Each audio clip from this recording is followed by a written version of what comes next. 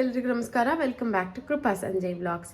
ನಾನಿವತ್ತು ನಿಮಗೆ ಒಂದು ಸ್ಪೆಷಲ್ ರೆಸಿಪಿ ಮಾಡ್ತಾ ಇದ್ದೀನಿ, ಒಂದು ಸ್ವೀಟ್ ಡೆಸರ್ಟ್ ರೆಸಿಪಿ. ಇದನ್ನು ಚೀಸ್ ಕೇಕ್ ಅಂತ ಕರಿಬೋದು, ತಿರಮಿಸು ಅಂತ ಕರಿಬೋದು, ಅಥವಾ ಹೈಡ್ ಆ್ಯಂಡ್ ಸೀಕ್ ಅಥವಾ ನಿಮ್ಮ ಇಷ್ಟವಾಗಿರುವಂಥ ಬಿಸ್ಕೆಟ್ನ ಯೂಸ್ ಮಾಡಿಕೊಂಡು ಈ ಚೀಸ್ ಕೇಕ್ನ ಮಾಡುವಂಥದ್ದು. ಸೊ ಏನೇನೆಲ್ಲ ಐಟಮ್ಸ್ ಬೇಕು ಅಂತಂದರೆ, ಮೊದಲನೇದಾಗಿ 1 ಲೀಟ್ರ್ ಹಾಲು ತೊಗೊಂಡಿದ್ದೀನಿ. ಇದನ್ನು ಕಾಯಿಸಿ ಒಡ್ಕೋಬೇಕು. ಅದರಲ್ಲಿ ಸೋಸ್ಕೊಂಡ್ರೆ ಪನ್ನೀರ್ ಬರುತ್ತಲ್ಲ, ಸೊ ನಮಗೆ ಅದು ಬೇಕು. ಸೊ ಹಾಗಾಗಿ 1 ಲೀಟ್ರ್ ಹಾಲು ತೊಗೊಂಡಿದ್ದೀನಿ. ಅದನ್ನ ಒಡೆಯೋದಕ್ಕೋಸ್ಕರ ವಿನೆಗರ್ ತೊಗೊಂಡಿದ್ದೀನಿ. ನಿಮ್ಮ ಹತ್ರ ವಿನೆಗರ್ ಇಲ್ಲ ಅಂತಂದರೆ ನಿಂಬೆ ಹಣ್ಣನ್ನು ಕೂಡ ಬಳಸ್ಬೋದು. ಅದು ಒಡೆದ ನಂತರ ಅದನ್ನ ಸೋಸ್ ಇಟ್ಕೊಂಡ್ರೆ ಪನ್ನೀರ್ ಇರುತ್ತಲ್ಲ, ಆ ಪನ್ನೀರ್ ಬೇಕು. ಆ್ಯಂಡ್ ಫ್ರೆಶ್ ಕ್ರೀಮ್, ಮೇಲ್ಗಡೆ ಗನಾಶ್ ಮಾಡೋದಕ್ಕೆ ಚಾಕ್ಲೇಟ್, ಇದು ಮಿಲ್ಕ್ ಚಾಕ್ಲೇಟ್ ತೊಗೊಂಡಿದ್ದೀನಿ. ಸ್ವಲ್ಪ ಕಂಡೆನ್ಸ್ಡ್ ಮಿಲ್ಕ್, ಇದು ಸ್ವೀಟನ್ಡ್ ಕಂಡೆನ್ಸ್ಡ್ ಮಿಲ್ಕ್, ಚೀಸ್ ಕೇಕ್ಗೆಲ್ಲ ಚೆನ್ನಾಗಿರುತ್ತೆ ಅಂತ. ಆ್ಯಂಡ್ ಬಟರ್ ತೊಗೊಂಡಿದ್ದೀನಿ. ಹೈಡ್ ಆ್ಯಂಡ್ ಸೀಕ್ ಬಿಸ್ಕೆಟ್ನ ನಾನು ತೊಗೊಂಡಿದ್ದೀನಿ. ನೀವು ಬೇಕಾದರೆ ಓರಿಯೋ ಬಿಸ್ಕೆಟ್ನ ತೊಗೊಳ್ಬೋದು, ಅಥವಾ ನಿಮಗೆ ಬೇರೆ ಯಾವ್ದಾದ್ರು ಬಿಸ್ಕೆಟ್ ಇಷ್ಟ ಇದೆ ಅಂದರೆ ತೊಗೊಳ್ಬೋದು. ಆ್ಯಂಡ್ ನಾನು ಮಿಡಲಲ್ಲಿ ಸ್ವಲ್ಪ ಫ್ಲೇವರ್ ಬರೋದಕ್ಕೋಸ್ಕರ ಫಡ್ಜಿಡ್ದು ಕೇಕ್ ಕೂಡ ತೊಗೊಂಡಿದ್ದೀನಿ. ಆ್ಯಂಡ್ ಒಂದು ಅರ್ಧ ಬೌಲ್ ಸಕ್ಕರೆ, ಆಲ್ರೆಡಿ ಕಂಡೆನ್ಸ್ ಮಿಲ್ಕು ಸ್ವೀಟನ್ ಆಗಿರೋದ್ರಿಂದ ಬರೀ ಅರ್ಧ ಬೌಲ್ ಸಕ್ಕರೆ ಇಟ್ಕೊಂಡಿದ್ದೀನಿ. ಆ್ಯಂಡ್ ಸ್ವಲ್ಪ ಕಾಫಿ ಪುಡಿ, ಇದು ಇನ್ಸ್ಟೆಂಟ್ ಕಾಫಿ ಪೌಡರ್ನ ಇಟ್ಕೊಂಡಿದ್ದೀನಿ. ಇಷ್ಟೇ ಬೇಕಾಗಿರುವಂತಹ ಐಟಮ್ಸ್. ಇದು ಲಂಚ್ ಬಾಕ್ಸಲ್ಲಿ ಆಗುವಂತಹ ಚೀಸ್ ಕೇಕ್ನ ರೆಸಿಪಿ. ಸೊ ಬನ್ನಿ ಹೇಗೆ ಮಾಡೋದು ಅಂತ ನೋಡ್ಕೊಳ್ಳೋಣ.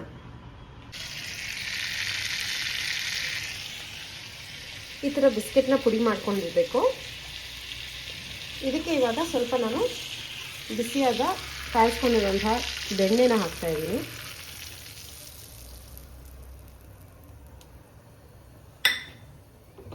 ಸೊ ಈ ಕಡೆ ಹಾಲು ಕಾಯ್ತಾ ಇದೆ. ಅದು ಕಾದ ನಂತರ ಅದಕ್ಕೆ ವಿನೆಗರ್ನ ಬಳಸ್ತೀನಿ.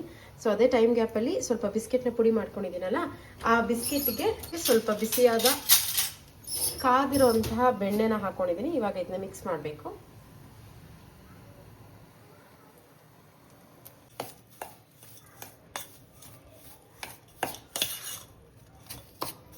ಸೊ ಇವಾಗ ಹಾಕೊಂಡಿರೋಂಥ ಬೆಣ್ಣೆನ ನೀಟಾಗಿ ಕಲಿಸ್ಕೊಂಡಿದ್ದೀನಿ.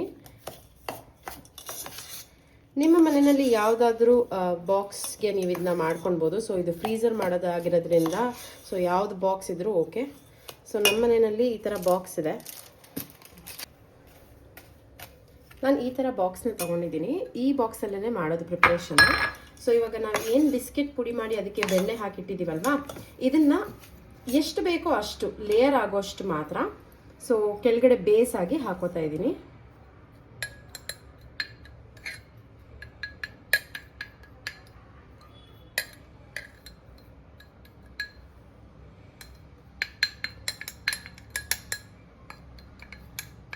ಆ್ಯಂಡ್ ಇದನ್ನು ಈ ಥರ ಸ್ವಲ್ಪ ಟೈಟಾಗಿ ನೀವು ಮಾಡಿದ್ರೆ ಏರ್ ಫಿಲ್ಲಿಂಗ್ ಎಲ್ಲ ಕ್ಲೋಸ್ ಆಗುತ್ತೆ.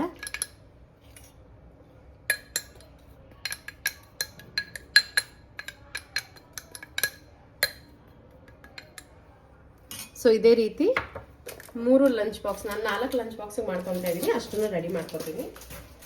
ಈ ಥರ 4 ಬಾಕ್ಸ್ನ ನಾನು ರೆಡಿ ಮಾಡಿ ಇಟ್ಕೊಂಡಿದ್ದೀನಿ. ಸೊ ಆರಾಮಾಗಿ ಅದನ್ನ ಹಾಕ್ಕೊಂಡು ನೀಟಾಗಿ ಒಂದು ಚಿಕ್ಕ ಸ್ಪೂನ್ ತೊಗೊಂಡು ಹಿಂಗೆ ಟೈಟ್ ಮಾಡಿದ್ರೆ ಏರ್ ಗ್ಯಾಪ್ಸ್ ಏನೇನಿರುತ್ತೆ ಅದಷ್ಟು ಫಿಲ್ ಆಗುತ್ತೆ.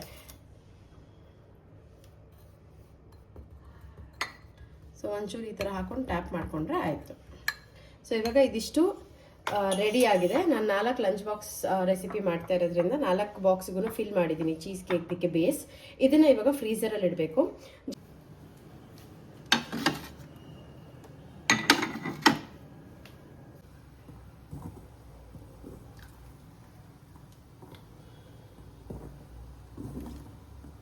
ಎರಡು ಕಪ್ ವಿನೆಗರ್ ಹಾಕಿದ್ದೀನಿ.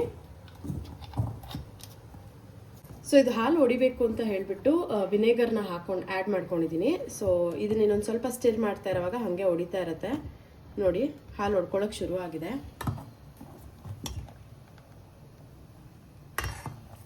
ಸೊ ನೀವು ವಿನೆಗರ್ ಇಲ್ಲ ಅಂತ ಅಂದರೆ ಹೇಳ್ದಂಗೆ ಲೈಮ್ ಜ್ಯೂಸ್ನ ಕೂಡ ಯೂಸ್ ಮಾಡ್ಬೋದು.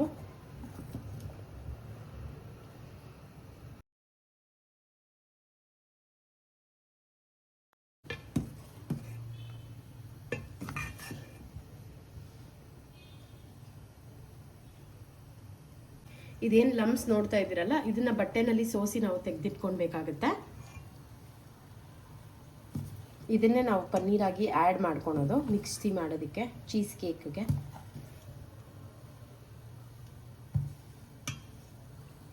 ಸೊ ಇವಾಗ ಇದು ಹಾಲು ಹೊಡೆದಿರೋ ಪ್ರಾಸೆಸ್ ಮುಗ್ದಿದೆ. ಸೊ ಇದನ್ನ ಆರೋದಕ್ಕೆ ಬಿಟ್ಬಿಡೋಣ. ಆರಾದ್ಮೇಲೆ ಅದನ್ನ ಸೋಸ್ಕೋಬೇಕು. ಇದು ಎಕ್ಸ್ಟ್ರಾ ಮಿಕ್ಕಿರೋದೇನಾದರೂ ಇತ್ತಂತ ಅಂದರೆ ನೀವು ಬಿಸ್ಕೆಟ್ ಪುಡಿ ಮಾಡ್ಕೊಂಡಿರೋದು ತಲೆ ಕೆಡಿಸ್ಕೊಳೋ ಅವಶ್ಯಕತೆ ಇಲ್ಲ. ಸುಮ್ಮನೆ ಫಿಲ್ ಮಾಡೋದಕ್ಕೆ ಅಂತ ಮಾಡೋಕ್ಕೆ ಯೂಸ್ ಮಾಡಬೇಡಿ. ಇದು ಬೇಕಾಗುತ್ತೆ ಲಾಸ್ಟಲ್ಲಿ ಕೂಡ ಇದನ್ನ ಗಾರ್ನಿಷಿಂಗಿಗೆ ಯೂಸ್ ಮಾಡ್ಕೊಳ್ಬೋದು. ನಾವು ಚಾಕ್ಲೇಟ್ ಸಿರಪ್ ಗನಾಶ್ ಮಾಡಿ ಏನು ಅದ್ರ ಮೇಲೆ ಸ್ಪ್ರೆಡ್ ಮಾಡ್ಕೊತೀವಲ್ವಾ, ಅದಕ್ಕೆ ಯೂಸ್ ಮಾಡ್ಕೊಳ್ಬೋದು. ಸೊ ಹಾಗಾಗಿ ಎಕ್ಸ್ಟ್ರಾ ಇರೋದು ಇರಲಿ.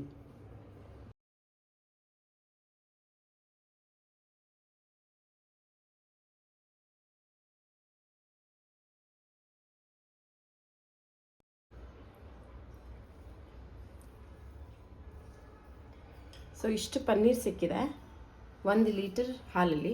ಸೊ ಇದನ್ನು ಹಾಕೋತಾ ಇದ್ದೀನಿ. ಇದೇ ಥರ ಮನೆಯಲ್ಲೇ ಮಾಡ್ಕೊಳ್ಳಿ, ಫ್ರೆಶ್ ಆಗಿರುತ್ತೆ.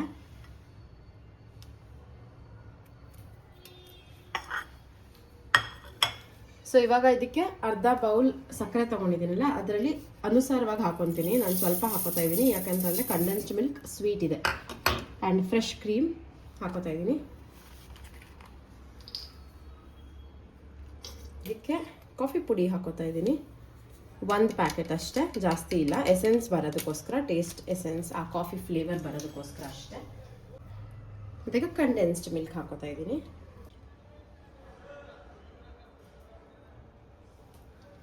ಫುಲ್ ಅಲ್ಲ, ಅರ್ಧ ಬೌಲಷ್ಟು ಆ್ಯಡ್ ಮಾಡ್ಕೊಂಡಿದ್ದೀನಿ ನಾನು ತೊಗೊಂಡಿರೋದ್ರಲ್ಲಿ. ಹಾಲನ್ನ ಕೂಡ ಆ್ಯಡ್ ಮಾಡ್ಕೊತೀನಿ. ಸೊ ಇದನ್ನು ಚೆನ್ನಾಗಿ ಫೈನ್ ಪೇಸ್ಟ್ ಮಾಡ್ಕೊಂಡು ಬರಬೇಕು. ಗ್ರೈಂಡ್ ಮಾಡ್ಕೊಂಡು ಬಂದಿದ್ದೀನಿ, ನೋಡ್ಬೋದು. ಆ್ಯಂಡ್ ಇವಾಗ ಫ್ರಿಜ್ಜಲ್ಲಿ ಆಲ್ಮೋಸ್ಟ್ ಒಂದು 10-15 ನಿಮಿಷ ಆಗಿತ್ತು ಇದು ಸೆಟ್ ಆಗೋದಕ್ಕೆ ಬಿಟ್ಟಿದ್ದು. ಇದನ್ನು ಕೂಡ ಆಚೆಗೆ ತೆಕ್ಕೊಂಡಿದ್ದೀನಿ, ನೋಡ್ಬೋದು ನೀಟಾಗಿ ಸೆಟ್ ಆಗಿದೆ. ಇವಾಗ ಇದ್ರ ಮೇಲೆ ನಾವು ಮಿಕ್ಸಿ ಮಾಡ್ಕೊಂಡಿರೋಂತಹ ಚೀಸ್ ಕೇಕ್ದು ಬ್ಯಾಟರ್ನ ಹಾಕೋತಾ ಇದ್ದೀನಿ.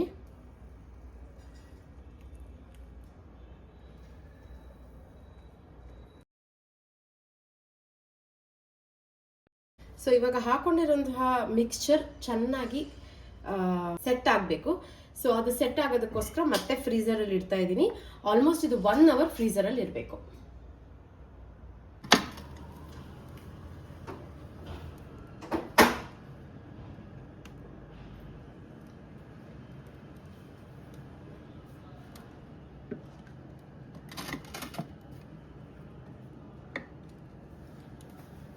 ಸೊ ಇದು ಸೆಟ್ ಆಗೋದಕ್ಕೆ 1 ಅವರ್ ಬಿಡ್ತಾ ಇದ್ದೀನಿ.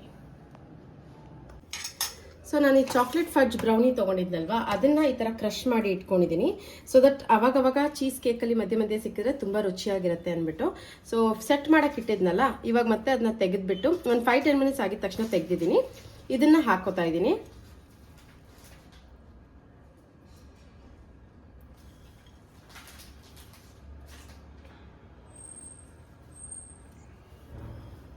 ಈಗ ಒಂದು ಚಿಕ್ಕ ಸ್ಪೂನ್ ತೊಗೊಂಡು ಸುಮ್ಮನೆ ಹಾಗೆ ಮೇಲ್ಮೇಲೆ ಮಿಕ್ಸ್ ಮಾಡ್ಕೋತಾ ಇದ್ದೀನಿ. ಕೆಳಗಡೆವರೆಗೂ ಹೋಗೋದು ಬೇಡ, ಬಿಕಾಸ್ ನಾವು ಬೇಸ್ನ ಆಲ್ರೆಡಿ ಸೆಟ್ ಮಾಡಿ ಇಟ್ಟಿದ್ದೀವಿ. ಇದು ಒಂದು ಸ್ವಲ್ಪ ಮೇಲೆ ಹಿಂಗೆ ಮಾಡಿದ್ರೆ ಸಾಕು.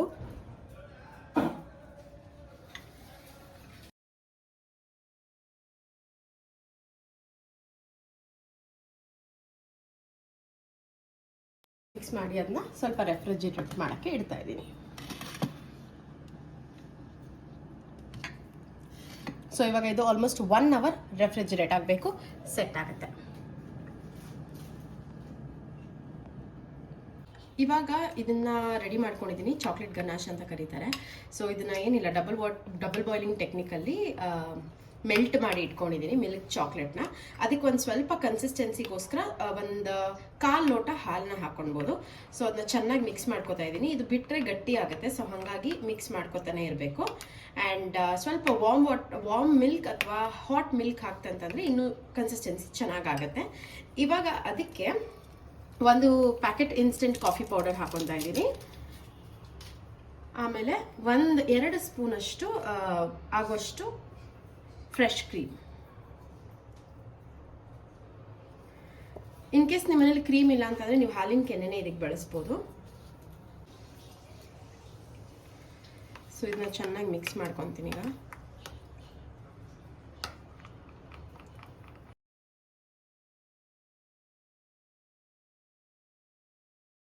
ಸೊ ನೋಡ್ಬೋದು ಇವಾಗ ಕನ್ಸಿಸ್ಟೆನ್ಸಿ ಕರೆಕ್ಟ್ ಆಗಿದೆ. ಇವಾಗ ನಾವು ಸೆಟ್ ಮಾಡೋದಕ್ಕೆ ಇಟ್ಟಿದ್ವಲ್ವಾ ಚೀಸ್ ಕೇಕ್ ಬ್ಯಾಟರ್ನ ಹಾಕ್ಬಿಟ್ಟು ಅದನ್ನ ಆಚೆಗೆ ತೆಕ್ಕೊಂಡು ಇದನ್ನ ಅದ್ರ ಮೇಲೆ ಹಾಕೋಬೇಕು. ಆ್ಯಂಡ್ ನಾನು ಅವಾಗಲೇ ಹೇಳ್ದಂಗೆ ಬಿಸ್ಕೆಟ್ ಕ್ರಮ್ಸ್ ಏನು ಮಾಡ್ಕೊಂಡಿದ್ವಲ್ವಾ ಅದು ಮಿಕ್ಕಿರುತ್ತಲ್ಲ ಅದನ್ನ ಕೂಡ ಇದಕ್ಕೇನೆ ಆ್ಯಡ್ ಮಾಡ್ಕೊಂಡ್ಬಿಡೋಣ.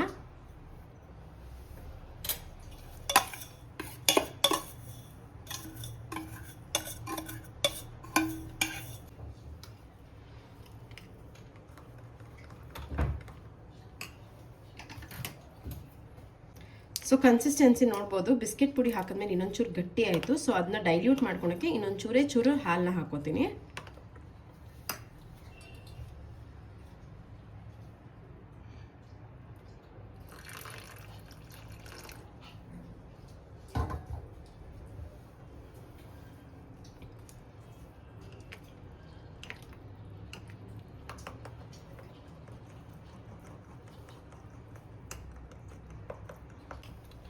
ಸೊ ಇವಾಗ ಇದು ರೆಡಿ ಆಗಿದೆ. ಸೆಟ್ ಮಾಡೋಕ್ಕಿಟ್ಟಿದ್ದಂತಹ ಚೀಸ್ ಕೇಕ್ ಬ್ಯಾಟರ್ನ ಆಚೆಗೆ ತೆಕ್ಕೊಂಡು ಇವಾಗ ಇದನ್ನು ಅದ್ರ ಮೇಲೆ ಒಂದು ಲೇಯರಾಗಿ ಹಾಕಬೇಕು.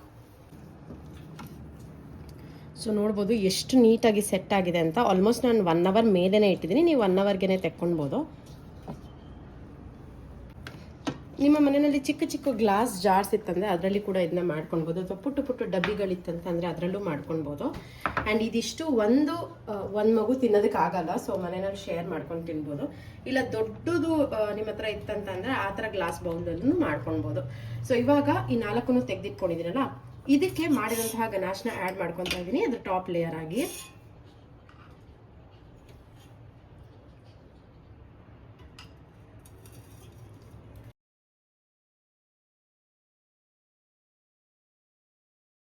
ಆ್ಯಡ್ ಮಾಡ್ಕೊಂಡಾಗಿದೆ. ಇವಾಗ ಇದನ್ನ ಸೆಟ್ ಮಾಡೋದಕ್ಕೆ ಬಿಡಬೇಕು. ನಾನೊಂದು ಸ್ವಲ್ಪ ಗಾರ್ನಿಷ್ ಮಾಡೋದಕ್ಕೋಸ್ಕರ ನನ್ನ ಹತ್ರ ಈ ಥರ ಕೇಕ್ ಡೆಕೋರೇಷನ್ ಐಟಮ್ಸ್ ಎಲ್ಲ ಇತ್ತು. ಸೊ ನಾನು 1-2 ಇದನ್ನ ಆ್ಯಡ್ ಮಾಡ್ಕೊಳ್ಳೋಣ ಅಂತ ಮಾಡ್ತಾ ಇದ್ದೀನಿ.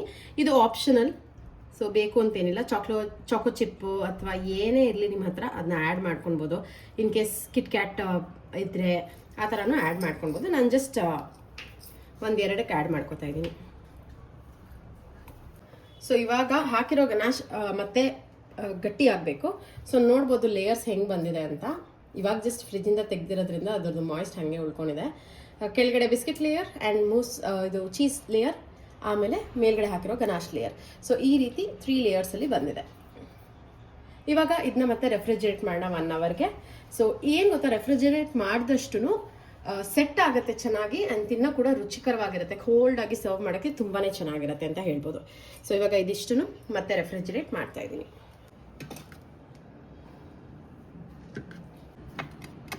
ನೋಡ್ಬೋದು ಎಷ್ಟು ಚೆನ್ನಾಗಿ ಲೇಯರ್ಸ್ಗಳು ಫಾರ್ಮ್ ಆಗಿದೆ ಅಂತ. ಸೊ ಒಂದೊಂದು ಲೇಯರ್ನು ನಾವು ಸೆಟ್ ಮಾಡ್ಕೋತಿದ್ರೆ ಈ ಥರ ನೀಟಾಗಿ ಲೇಯರ್ಡ್ ಆಗಿ ಡಿಫೈನ್ಡ್ ಆಗಿ ಸೆಟ್ ಆಗುತ್ತೆ. ಸೊ ಇವಾಗ ಇದನ್ನ ಇನ್ನೊಂದು 30 ಮಿನಿಟ್ಸ್ ಟು 1 ಅವರ್ ಇದನ್ನ ರೆಫ್ರಿಜಿರೇಟ್ ಮಾಡೋಣ. ಸೊ ನಮ್ಮ ಮನೆಯ ಗೆಸ್ಟ್ಗಳು ತಿನ್ನೋದಕ್ಕೆ ರೆಡಿಯಾಗಿದ್ದಾರೆ. ಸೊ ಫ್ರೀಸರಲ್ಲಿ ಇಟ್ಟು ಒಂದು 5 ನಿಮಿಷ ಆಚೆ ಇಟ್ಟಿದ್ದೆ ನಾನು. ಸೊ ಅದು ಕಂಪ್ಲೀಟ್ ಗಟ್ಟಿಯಾಗಿರುತ್ತಲ್ಲ, ಅದೊಂದು ಸ್ವಲ್ಪ ಕನ್ಸಿಸ್ಟೆನ್ಸಿ ಕಮ್ಮಿ ಆಗಲಿ ಅಂತ. ಸೊ ನೋಡ್ಬೋದು ಹೀಗೆ ಬಂದಿದೆ. ಟೇಸ್ಟ್ ಮಾಡೋಕ್ಕೆ ರೆಡಿನಾ?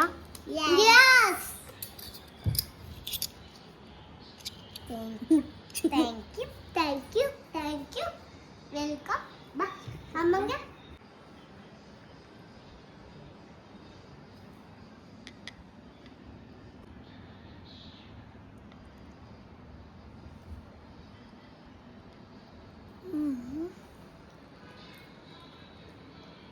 ಸೂಪರ್.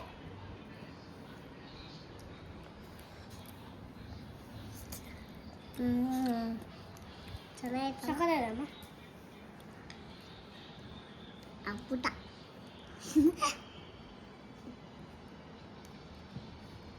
ಊಟ